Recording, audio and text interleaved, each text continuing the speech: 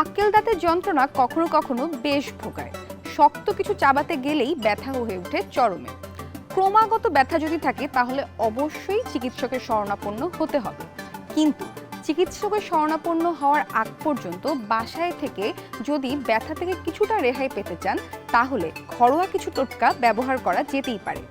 আজকে আপনাদেরকে জানাবো আক্কেল দাঁতের ব্যথা থেকে রেহাই পেতে বাসায় তৈরি ঘরোয়া কিছু টোটকা। চলুন জেনে নিন।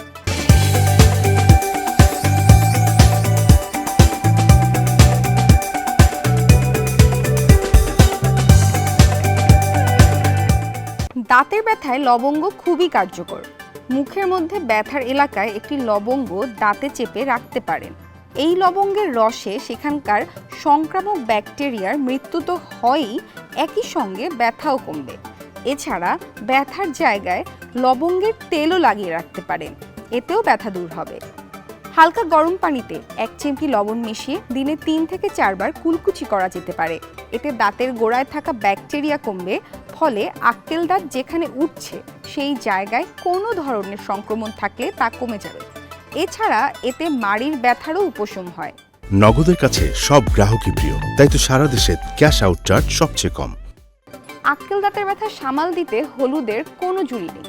হলুদের প্রদাহনাশক উপাদান এই ব্যথা সামাল দিতে কিন্তু বেশ কার্যকর।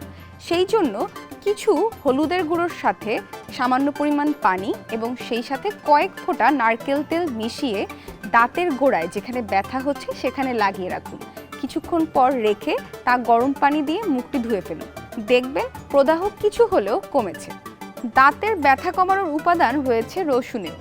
একটি রসুনের কোয়া থেতো করে তা সরাসরি দাঁতের উপর লাগিয়ে রাখুন।